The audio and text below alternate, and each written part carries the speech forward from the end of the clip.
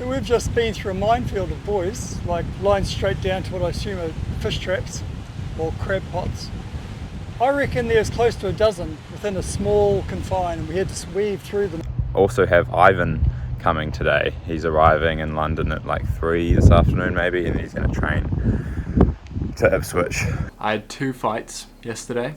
The person who goes for nothing, does nothing, chases nothing, is nothing.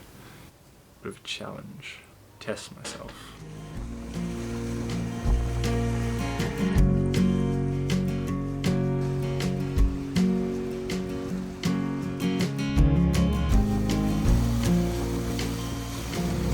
Rob said, grab the camera, there's a dolphin here.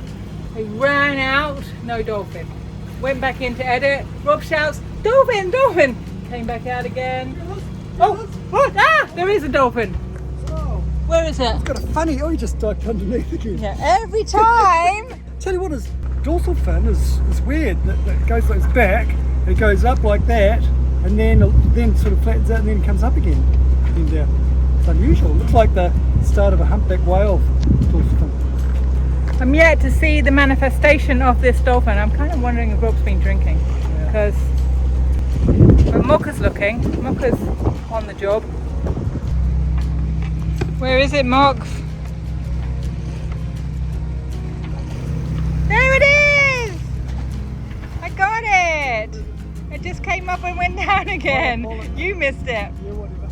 So there is a dolphin, definitely is a dolphin, and he seems to be enjoying moving along with us, which is nice. But I got to abandon him and go and do some editing. Welcome back to another jam-packed Cruising Kiwis sailing vlog. We are making our way north to Kendwa, Zanzibar for a change of scenery while we await the return of one Ivan Hamel back to African shores. You have spoken and we have listened. This week we will catch up with not one, not two, but all 3 of our children in their various destinations around the world. But first, the conclusion of Rob's momentous windless fix. Last week, you'll recall, he discovered extensive corrosion on the windlass. While he had the winch dismantled, he took the time to check the brushes. This windlass was put in 2018, 6 years ago. And those brushes are in good nick. Far out. And remove carbon buildup from the rotator. It's pretty clean in there actually, it's pretty good. On the advice of fellow yachties, Rob rebuilt the windlass base with metal epoxy. So that's grounded pretty flat there in 2 of those rails, but you'll see there's in the middle of one of them, I need to build up a bit more. I actually have a little bit of steel putty left, more than enough actually to do that job, so we'll put some more on there and grind that off later on. So this is the last of our steel putty, and this stuff, by the way, it works on all metals, not just steel. It works on aluminium as well, which is this, in this case, what we're dealing with here. So what you've got to do is you mix it together. The internal part and the external part of this, when it goes together, it creates a chemical reaction. The risk is that you mix it together for not long enough, so we really have to be pretty thorough. And I'm nothing if not thorough, Rachel. Oh, it's like your middle name. Thank you very much. Then, with the help of the local chandler who tapped new holes in the base, we were back on track.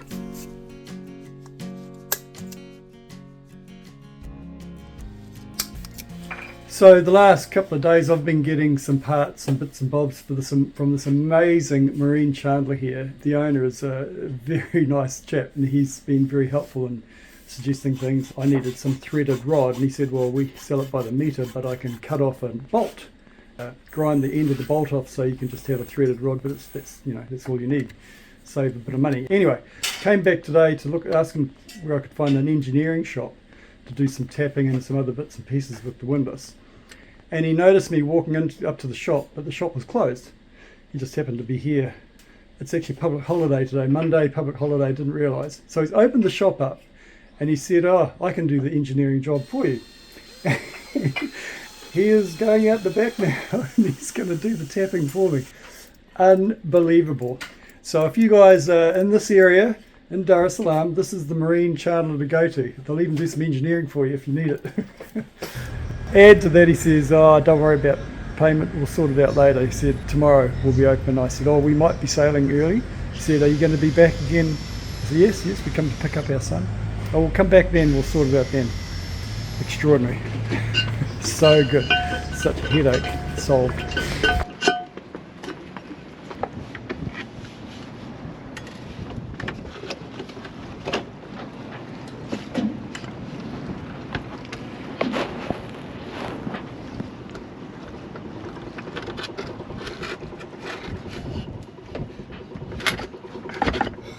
She's on lock solid. I've got so many bolts through there, extra bolts. Like there were 4, now they're 8, 9, 10 I think. I have run the cables back through into the saloon area, reattached them. I'm going to turn on the main switch now, the circuit breaker, and go give the windlass a whirl. Unloaded, no chain on it, just see if it works. Drum roll.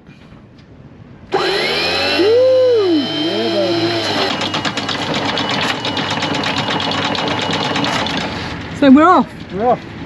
It's just a crew of 2, but actually we can do with 2 on our own. It's got me puffing more than I've ever puffed before. Get it?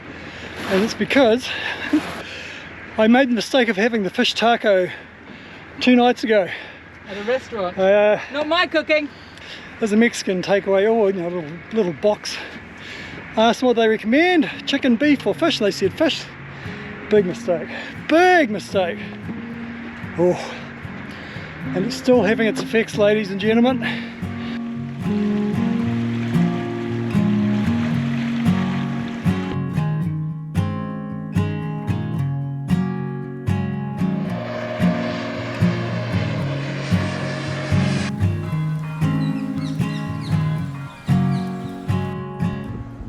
So I am in Ipswich and yeah, I'm actually down at the Ipswich Sports Club. I'm going to try and get on a rowing machine because I have to keep training. As sort of last minute, I'm going to be going to do the Head of the Charles regatta in America, Boston. So that'll be pretty cool. So yeah, got to keep fit, and that kind of is going to change plans. I was hoping to get to the boat after this, like after being in Ipswich, but now I'll probably go straight to America. That's still not final, but that's sort of the plan. But also have Ivan coming today. He's arriving in London at like 3 this afternoon maybe, and he's going to train to Ipswich. So that'll be cool. I haven't seen Ivan since I was last on the boat, which is like a year ago now. So and he hasn't been here to see like mum's mum since 2017. So he would have been like 10 when he was last here, which is pretty crazy. So yeah, right, I'm gonna go try and find an erg.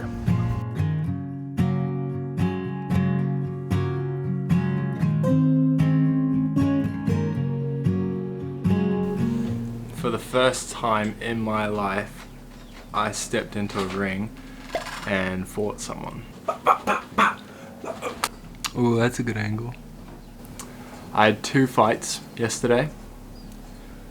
My first fight, it's so bad. So bad. They messed up the fight card somehow. I think uneven amount of fighters or something. But for my first fight, I was going up against someone from my gym, from my club. I was going to be fighting him straight after he had just fought. So it was completely unfair on him. They kind of just put in a last minute person to fight me, and that person was a coach and a ref and very skilled. He was like a lot better than me. He was also a lot heavier than me. I'm 80 kgs, he was probably like 90, maybe more. It was pretty bad. And that's how I got this in that first fight. Beautiful, huh? Yeah, so the first fight was just bad, but it got rid of my nerves. Like, I was so nervous before that first fight. I wanted to throw up. So my hands were just shaking like crazy. Especially once I saw who I was going up against. I saw him in the elbow pads. I was like, bro, are you serious? As soon as the first fight was over, I was so relieved. And then it was time to get ready for my second fight. This guy was also better than me. I knew that the odds were still probably stacked against me. This is the second time I've ever stepped in the ring, and it's only about an hour and a half after the first time I stepped in the ring. Stepped into my corner, the ref called us in, touched gloves, ding, and off we went. I definitely did a lot better in that second fight. In the first fight I was scared, I wasn't engaging, I was just kind of waiting for him to do something and then I'd reply. But in the second fight I actually like went in and did some stuff. I landed some nice combos, he landed some better combos. He did this to me, got me in the eyebrow, but I still lost that fight. Each round the judges scored 2 red, 1 blue, and that's how it went every round. So the ending score was 6-3, which is still pretty good, I reckon, for my first good fight. I'm pretty happy with how it went. I'm alright with it. Might be wondering why I did it. Like, why would you want to do that? It's a good question. I saw a video. It was around the time that I found out about this sparring thing. Oh, I can't remember how it went. It was roughly something along the lines of the person who goes for nothing, does nothing, chases nothing, is nothing. Gotta kind of put yourself out there. Try new things, give it your best shot. But yeah, I think I did the best I could. I'm happy with my performance. Tick.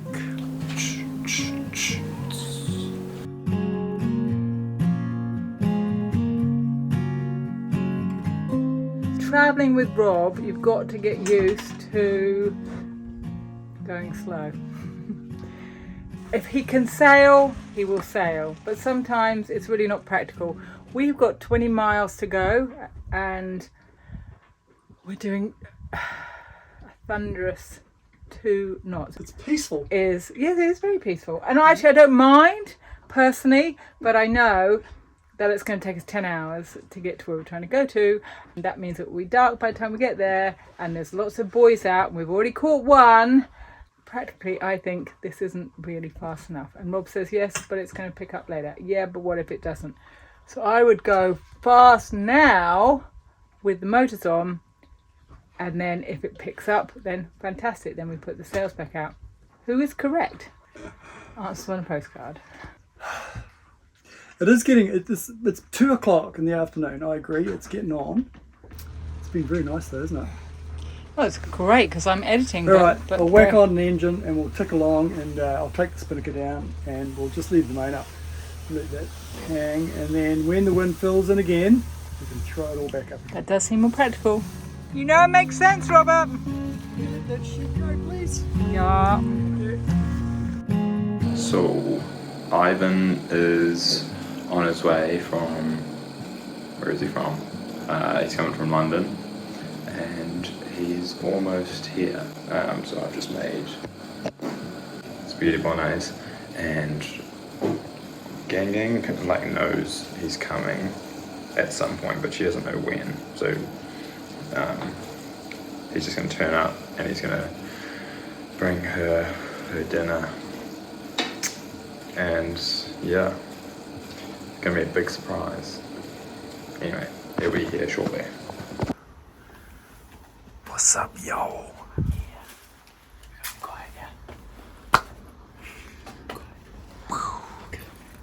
What's up? She's upstairs. Yeah, just be quiet.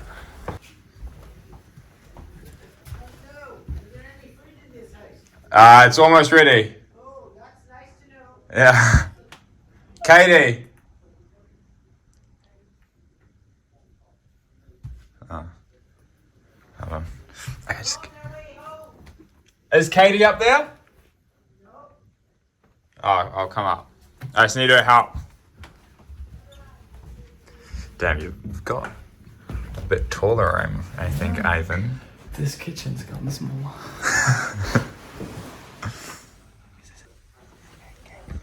Incoming. I have your food incoming, gang. The salmon. Room 7.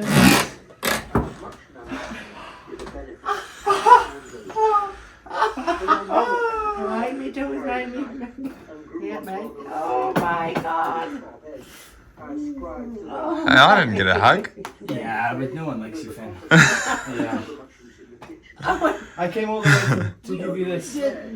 I'm off now. No wonder it was late. Yeah, sorry. Yeah. Public transport these days. Oh, I know, it's terrible. Well, you both have to sit on the edge of the bed if you're going to sit down. I can sit on the floor. Oh, well, I better be off. I just came to. Oh, well, that was kind of Yeah, you. okay. Give Mum and Dad my love. Yeah, see you. Bye. Yeah, bye. Oh, Same drugs as usual, is he? yeah. Yeah. God, we just got in today. He's unrecognizable from the 10-year-old you would have last met. Who's as big for him? Boy, they're going to be surprised, aren't they? Aren't they just going to be surprised? Don't anybody message them.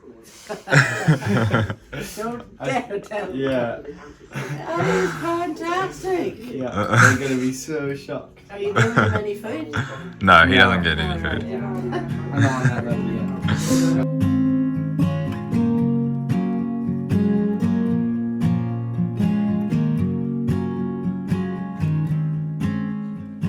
So we've just been through a minefield of buoys, like lined straight down to what I assume are fish traps or crab pots. I reckon there's close to a dozen within a small confine, and we had to weave through them. But you know, we were thinking about coming through here at night time. Boy, that would have been a disaster. Luckily, I started the engines when we should have, to save us being here at night time, Rachel. I just want to make that point clear. It was a really good thing that I started the engines. And here we are. It's getting close to dusk, but we're here in the nick of time to the anchorage. I'm sure you people out there will be happy to hear that. What would we do without Rob and his fantastic decisions? We would be lost without you, Robert.